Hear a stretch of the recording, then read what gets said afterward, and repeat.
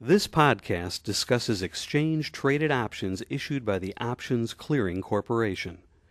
Options involve risk and are not suitable for all investors. Individuals should not enter into options transactions until they have read and understood the risk disclosure document, Characteristics and Risks of Standardized Options, available by calling 1-888-OPTIONS or by visiting www.888options.com. None of the information in this presentation should be construed as a recommendation to buy or sell a security or to provide investment advice. Good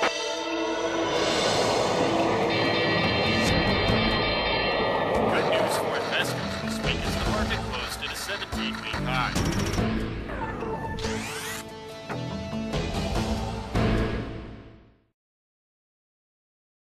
This is OIC's Basic Options Podcast number 1, Options Strategies for Stock Investors, covering essential options concepts. This seminar is presented by the Options Industry Council, the OIC, and that is a consortium of the 6 options exchanges. Those of you who are brand new to options, this is really important. Everything that I talk about in this section is going to be built upon in further sections. All right, first, the essential concepts. Many of you are saving money in a retirement account.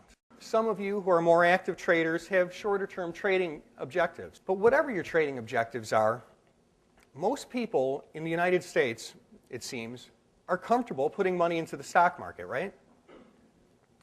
Now, why is that? Of all the investment opportunities out there, I mean, you can put money into a passbook or a CD. You can invest in real estate. You can start your own business.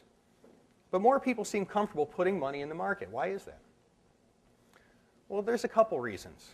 One is, if you look over the long haul, investing in stocks yields, about 8% is the figure they toss around, right? Well, that's better than putting your money in the bank or a CD. If you invest in an asset like real estate, well, if you buy a house, you can't sell it for another 6 months or a year or whatever. For tax reasons, you might want to hold it for longer. Stocks, you can buy a stock, turn around, sell it the same day. They're really liquid assets. You can also share in ownership of a company without really having to concern yourselves that much with the day-to-day operations of running the company, right? So there are a lot of advantages to investing in stocks. But there are certain risks. If you buy a stock, well, your potential is unlimited, right? Stocks can go to infinity. So they tell me anyway, and I haven't seen one that's gone to infinity. They keep telling me, so I believe them. But you know what? They can go to zero. And I've seen stocks go to zero. It doesn't happen all the time, but it can. And that's a very real risk when you invest in stocks. There are also hidden risks to the stock market. If you buy a stock for $100 today, and you sell it 1 year later for $100 again, did you lose money or make money? Or neither? That's right, you lost money on that investment. It's a concept that we call opportunity cost. If instead of investing in the stock, you put your money in just a simple passbook account, you could have made 1.5% or 2% interest or something. Now the question is there a way to change the risk-reward of buying stocks? Yeah, the answer is yes, and that's what we're going to be talking about here tonight. If you just invest in the market by buying and selling stocks, here are your choices. You can get long the market, you can get short the market, or you can be out of the market. If you think an asset is going to increase in value, well, what do? You buy it, right? You buy it now for $10, and you hope to sell it at a higher price. If you think an asset is going to decline in value, and you don't have that asset, you can short it. You can short a stock. And the concept goes kind of something like this. Can I borrow that book? All right. Let's say I think that this book is going to decline in value. But I don't own one of these books. This book is worth $20.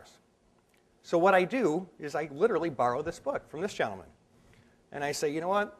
Is there anybody who'd like to buy this book for $20? There's got to be someone, right? You want to buy it for $20? Then I sell it to him. Now, all these books look alike, right? They're all the same. So what I can do is I can go and I could buy another book from someone else. If it changes in value, if it goes down to, say, $10, I can buy a book from him at $10 and I can return it to its owner. I just made money, right? It works exactly the same with shorting a stock. You literally just borrow a stock from someone and sell it to someone else. And then you short it and you end up buying it back later, ideally for a lower price.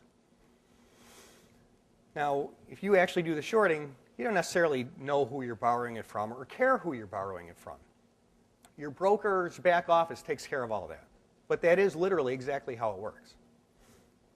All right. With that being said, these are the three choices you have in investing in the market if you're only buying or selling stocks. Now, how many of you know people who trade the market for a living?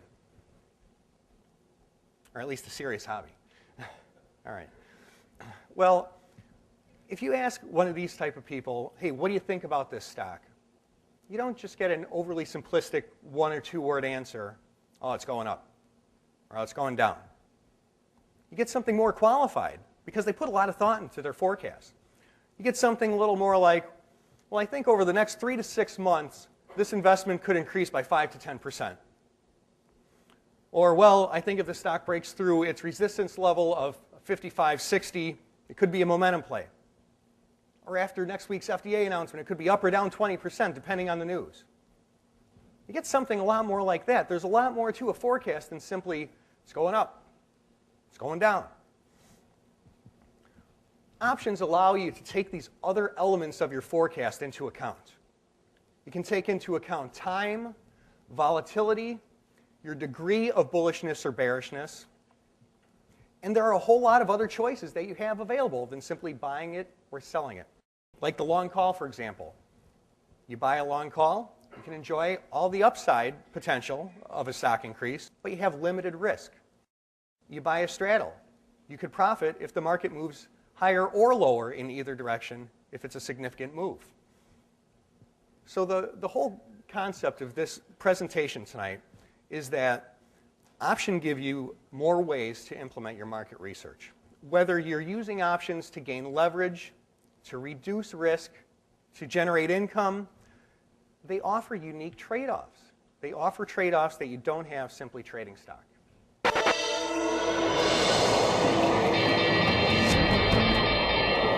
news for investors this week as the market closed at a 17-week high.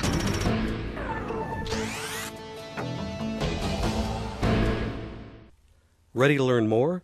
Then please download OIC's Basic Options Podcast number 2, Option Strategies for Stock Investors, covering options terminology and mechanics. And if you have an options question, call 1-888-OPTIONS or visit www.888options.com.